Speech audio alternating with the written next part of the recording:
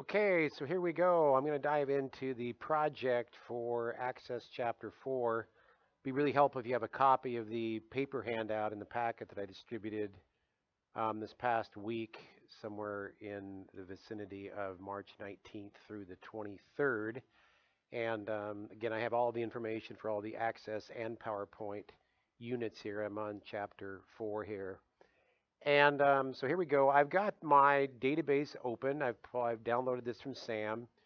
And again, hopefully you can have the handout in front of you as I go through this.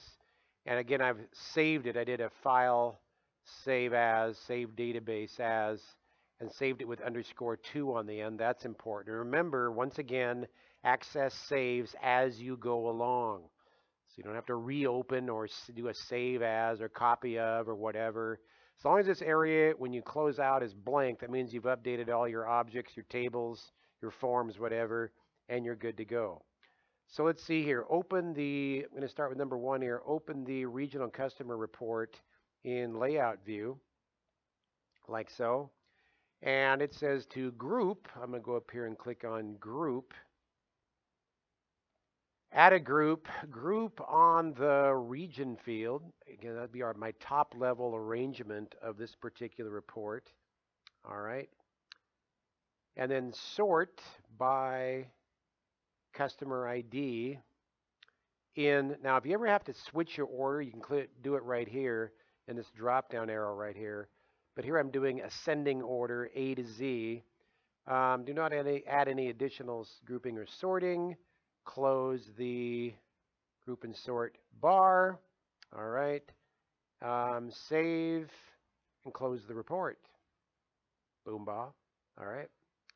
Open the renter policy report. I'll spit it out here in layout view. All right. Average the values in the personal property column. So I'm going to go over here to personal property, first row. And for totals up here, I'm going to say average. All right. We'll worry about that cutoff here later. And sum the values in the premium column. I'm going to click on the first value in premium, go to totals, and say sum. All right. And it says drag the sizing handles. It says switch to print preview. And to check the values and the subtotal controls and the total controls are not truncated, cut off vertically. Well, I can already see they're cut off. So I'm going to go down here to my subtotal. I'm going to click on the first one, hold down my shift key, click on the second one. So they're both selected. And I'm going to click on the left click and hold on this two-headed arrow, drag down just a little bit so I can see the whole thing. And what's my grand total look like? The same thing, it's cut off. I don't know why it does that. So I'm going to click on my grand total there, hold down my shift key, grand total there, two-headed arrow, left click and hold, drag down just a little bit to see all your data. Okay? Save the report without closing it. With the renter policy report still open in layout view, apply conditional formatting. Let's scroll back up to the top here. To the premium columns, I'm going to click on the first value there of premium. And let's go to format and conditional formatting. We're going to do a new rule.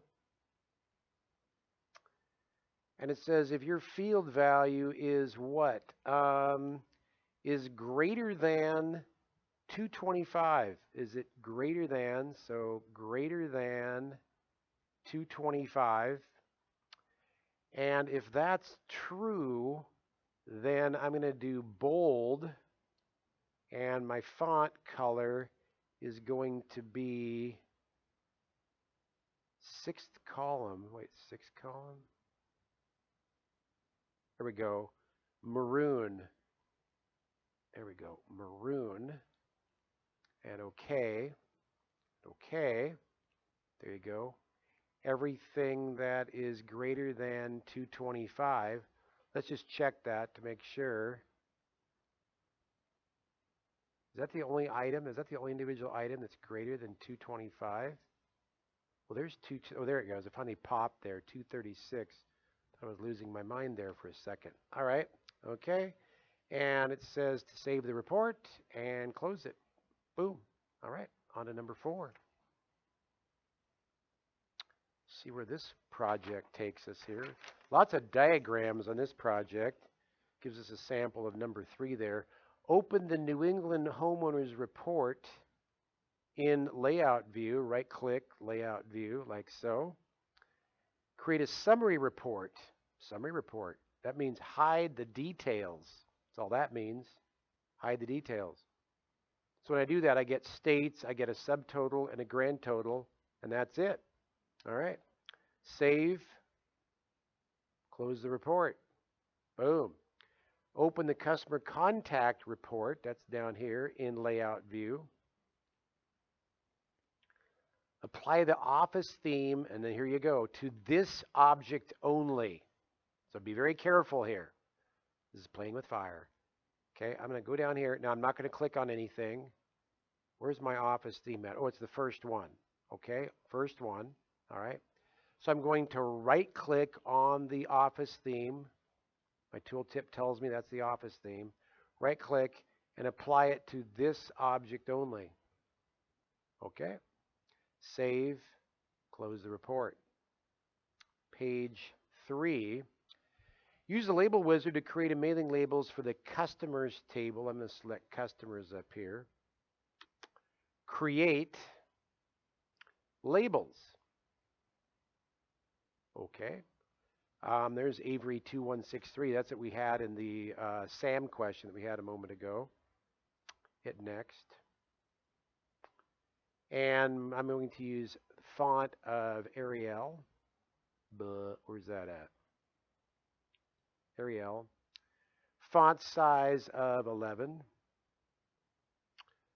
Font weight of light. Text color of, I don't have any imagination. Come on. Black? Wait, what are they calling black? First column, 6th row. Okay, that's black. I'll make sure I got the right black here. That's black. Next. First row of the label, first name, double click, space, last name, enter. Second line is double click address. This is kind of like what we did in the demo, I believe. Enter. City.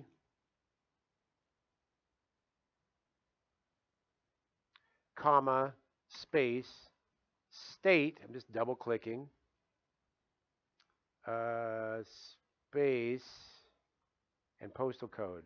I remember there was always a big deal about having 2 spaces after the state. That is so 5 minutes ago now. All right. So there you go. City, state, postal code. Next. We're going to sort this on the postal code field. Next. We're calling this labels customers, which is our default. Finish. And there are our labels. Aren't they pretty? Yep. Okay. Close. You can do those also in mail merge in Word. That's a whole nother deal. On to number 7. Use Report Wizard to create a report based on the customers and renters tables. All right, so I'm going to start out with the customers table. And I'm going to do Create Report Wizard. And on the customers table, I'm including customer ID and last name. And then I'm going to switch over to the renters table. I'm going to drop in policy number and premium. Again, premium is the payment you make for the insurance. The data will automatically be grouped by the customer ID and last name fields, but do not add any additional grouping levels. Next. Okay, got it. Next, sort the report by policy number in ascending order. Wait, that's grouping. Hello, back. Okay, this is a good learning opportunity. View your data. Grouping levels, I don't want that. So I'm selecting policy number because I made a mistake. So I'm going to select policy number, click on the back arrow there. There we go. I got Humpty Dumpty back together again. Made an error there. Hit next. I actually wanted to sort the report by policy number, like so. And I'm not doing any summary option math down here. Okay, next.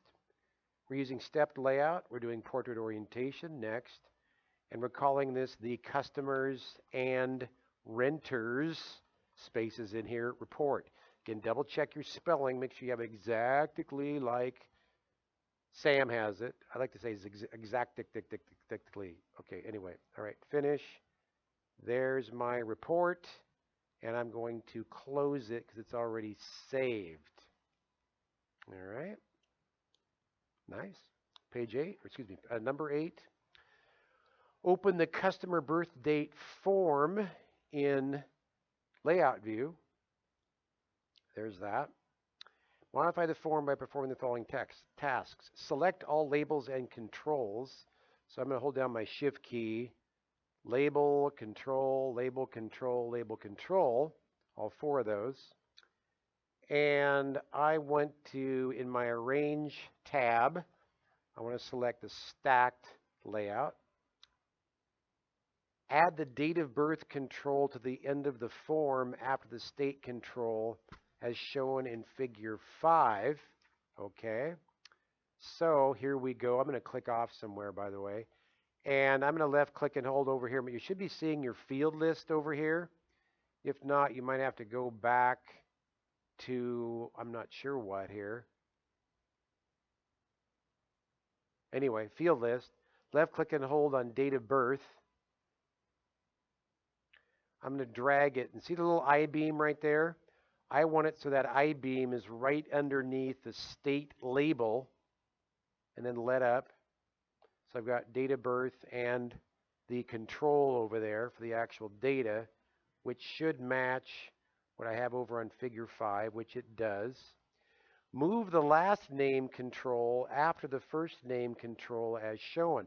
So I'm going to click on the label, last name label, hold down my shift key, hold down, click on the last name control, so both are selected. I'm going to left click and hold and drag that so it's below first name. So that I-beam is below the first name label, let up.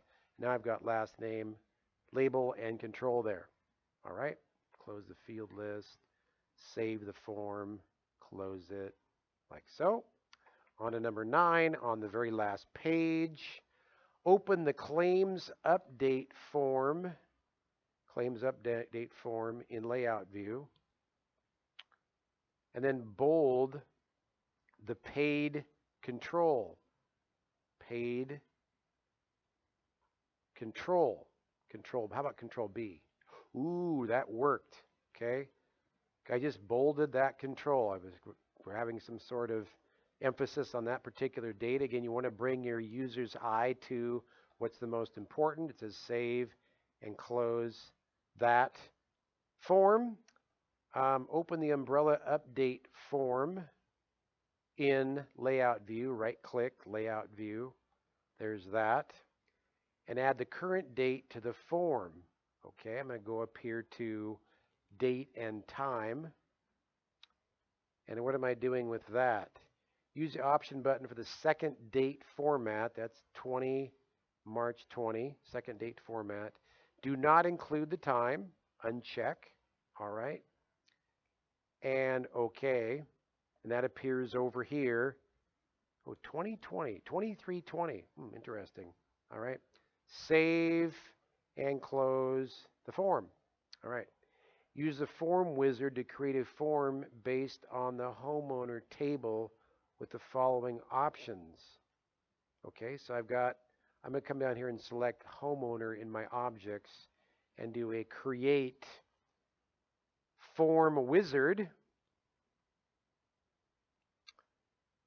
Put in the customer ID,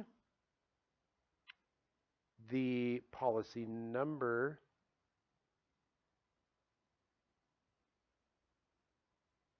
policy number. There we go. Customer ID, policy number, property damage, liability. Boy, they're dancing all over the place here. And premium. Let me double check that again. Customer ID, policy number, property damage, liability, and premium in that order on the form. Click Next.